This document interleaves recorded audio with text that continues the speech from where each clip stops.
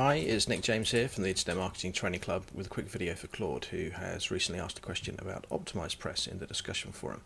Okay, to answer a couple of your questions, let's just record this video. I just logged into a website called Get Fit Yourself, which has got OptimizePress installed on it. The first thing I'd do, Claude, is I go to where it says here OptimizePress in the left-hand menu, and I go down to where it says Page Builder.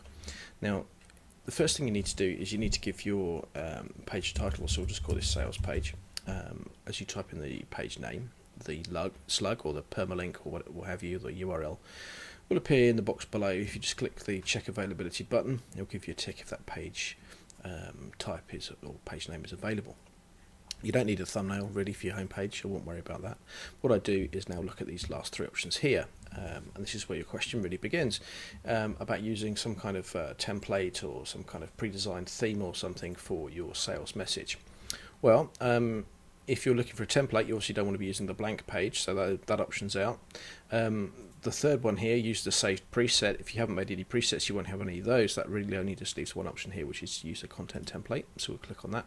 And once we've done that, we scroll down and you'll realize that underneath the that option, you now start to see different page styles, from home pages, membership pages where you can have some lessons, opt-in pages where people can opt in with their name and their email address, all the way down until you find some other pages, and then some sales pages. The one I'm going to select is the one over here with a sales page with a Lightbox video. I know you're keen to make sure you have video on your page, so we'll click on that. Blue border goes around it with a little tick. Scroll all the way to the bottom and we'll proceed to step number 2.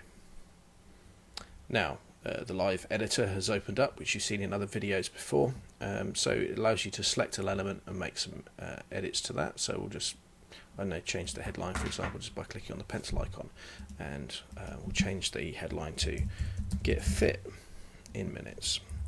Okay, once you've made the changes you want to the headline, just scroll down this little pop-up box here and click on Insert, and your new headline will appear. The video for this particular sales page is controlled by this element over here, so we'll go and click on the pencil icon for that.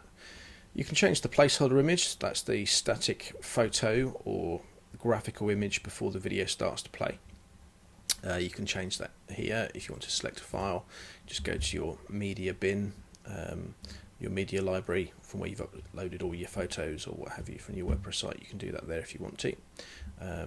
Actually, I don't really want to do that, so I'm just going to click on close.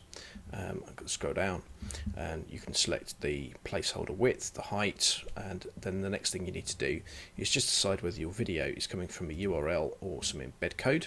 You can get both of those from YouTube or any other source like Amazon S3, and just pop those in there. If you want your video to autoplay, make those selections here.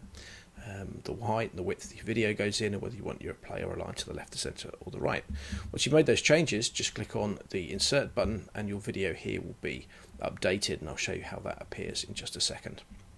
The other question you asked was about a PayPal button.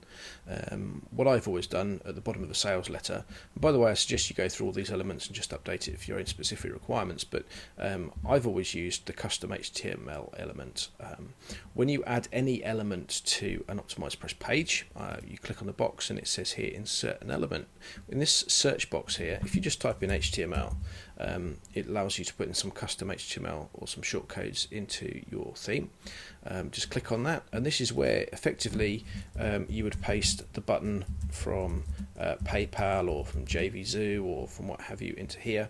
Click on insert, and then in this editing mode it says custom HTML element, but you won't see that on the rendered page.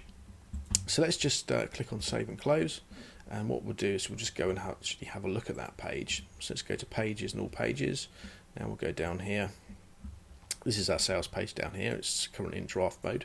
If you wanted to preview what that looked like, we'll click on preview, and you can see the video here. And if you click on the button, then you can actually see the video popping up. If you go to the bottom, then you can also see where it says paste your PayPal button here. Obviously, for more help and tips, I suggest you check out the OptimizePress help page as well. Hope this helps.